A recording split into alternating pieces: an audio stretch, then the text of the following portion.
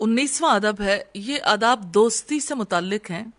نبی صلی اللہ علیہ وسلم نے فرمایا مومن دوستی لگاتا ہے اور اس سے دوستی کی جاتی ہے، اور اس شخص میں کوئی خیر نہیں جو نہ کسی سے مانوس ہوتا ہے اور نہ کوئی اس سے مانوس ہوتا ہے۔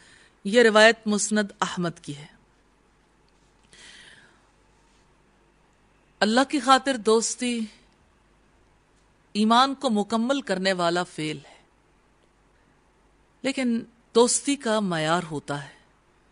اگرچہ اس دوستی کی فضیلت ہے، لیکن دوستی کے لیے شرائط ہے۔ کچھ افراد ہوتے ہیں جو دوست بنانے کے قابل ہوتے ہیں اور کچھ افراد سے دوستی نہیں کی جا سکتی۔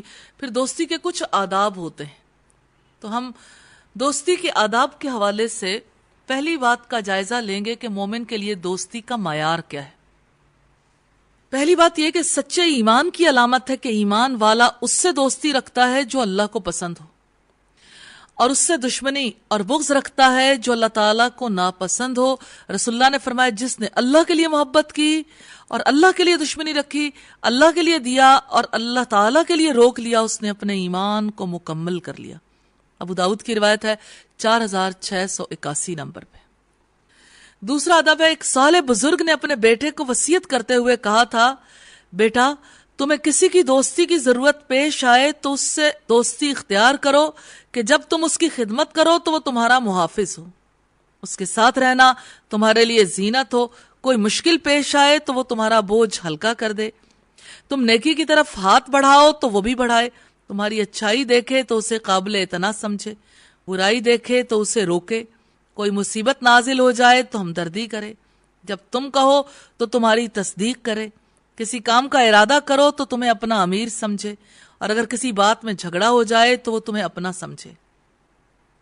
تیسرا معیار یہ ہے، رسول اللہ نے فرمایا عرش کے ارد گرد نور کے ممبر ہیں، ان پر نورانی لباس اور نورانی چہروں والے لوگ ہوں گے، وہ انبیاء اور شہداء تو نہیں مگر انبیاء اور شہداء ان پر رش کریں گے۔ صحابہ کرام نے عرض کی ہمیں بھی ان کی صفات بیان کیجئے۔ آپ نے فرمایا یہ لوگ اللہ کے لیے ایک دوسرے سے محبت کرنے والے، ایک دوسرے کے پاس بیٹھنے والے اور اللہ ہی کے لیے ایک دوسرے کی ملاقات کو آنے والے۔ یہ روایت نسائی کی ہے۔ تو اللہ کے لیے دوستی کی بڑی قدر و قیمت ہے، اتنا بڑا مقام، عرش کے ارد گرد نور کے ممبر، نورانی لباس، نورانی چہرے۔